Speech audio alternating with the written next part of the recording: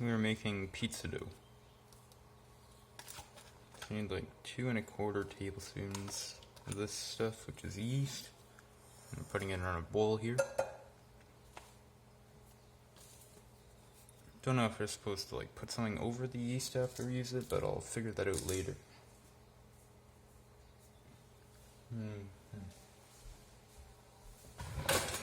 Also need a whisk. So I can whisk them together briefly. That should be good.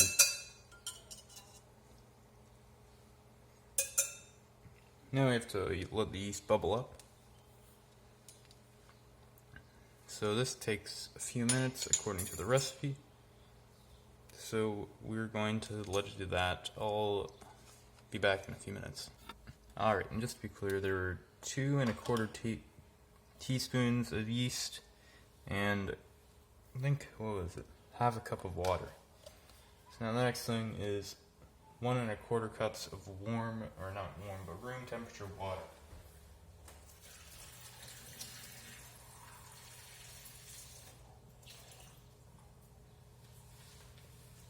So there's 1 cup.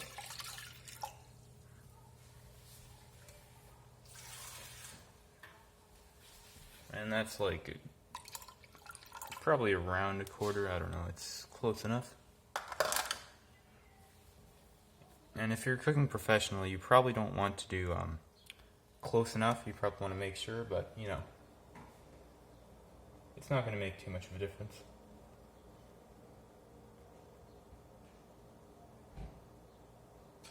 We also need our oil. This is a recipe that I'm a bit less familiar with. I have made bread and stuff before, but now we add our 2 tablespoons of olive oil. I have this olive oil here. I usually use like vegetable oil when I'm making breads and stuff, but we have olive oil today, so I'm going to use it instead.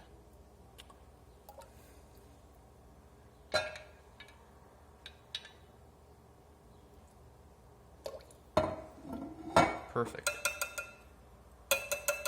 So I want to get a plate to put all the stuff on that has food on it, just to keep it a bit cleaner, you know.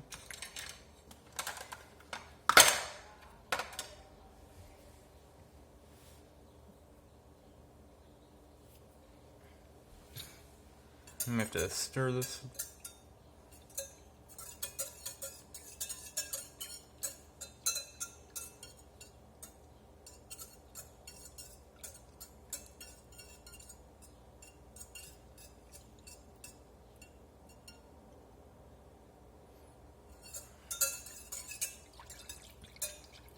So that looks pretty combined to me, or it's not really, but you know, it's combined enough. Push this out of the way. And also the oil doesn't really combine with water. That's the thing.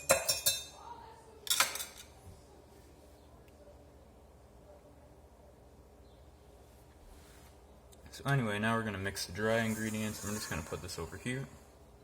So anyway, we have put in our flour and salt. So I have this flour here. It's a big bag of flour. We need, what's this? 4 cups. So this is a cup. I'm going to dry it off real quick with this red cloth that matches it.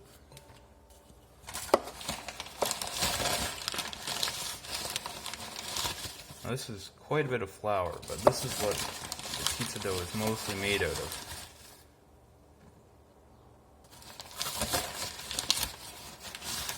Three,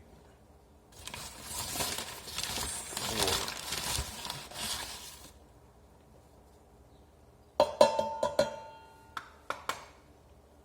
And what else do we need? We need 1 1/2 teaspoons of salt. Just gonna wash this off.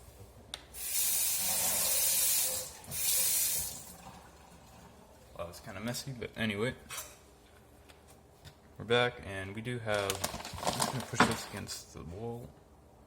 We have our salt here, last time I made bread,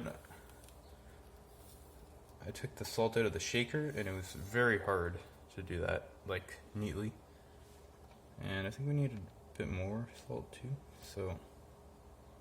Oh yeah, it's kind of sticking, if you can see that. It's kind of gross. And not supposed to happen, but that's alright.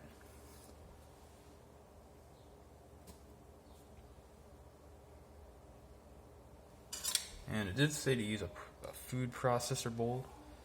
And I did use this whisk to mix the wet ingredients, but we're going to mix them anyway, so I might as well use it for this too. So you just have to mix it, stir it.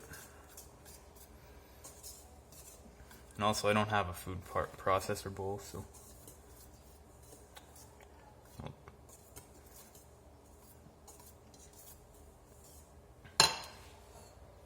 Alright, I'm going to put this in.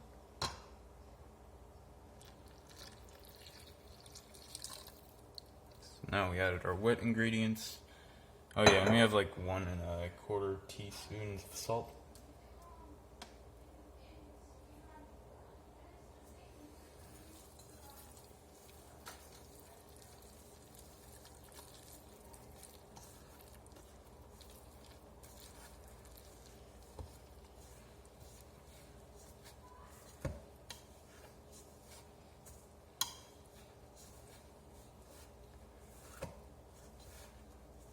Now it's starting to look like pizza dough, and I can really smell it. I guess you guys can't really smell it, but I can definitely smell it.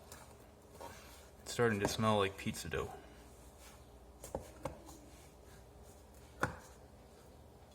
It's kind of like sticking to the whisk. That's alright.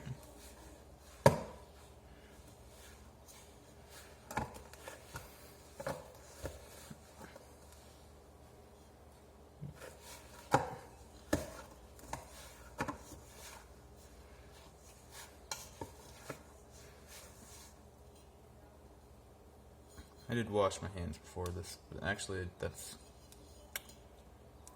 still sticking to my fingers and stuff a lot. Don't like that very much.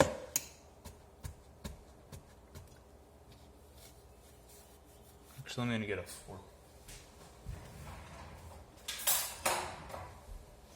Said I was gonna get a fork, but I got a knife instead. It does have some like oil staining here or something. That's kind of neat.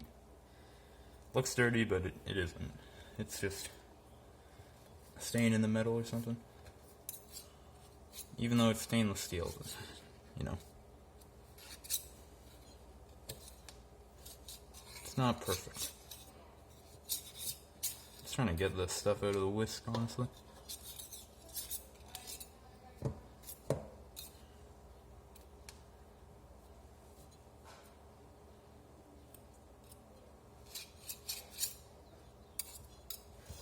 It's gonna get filled up with pizza dough again, I'm pretty sure. Just wanted to mix it better a little bit.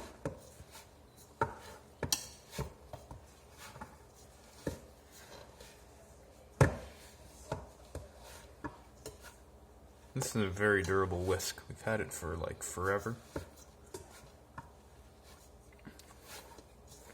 And this pizza dough is definitely not easy to whisk. I mean, mix.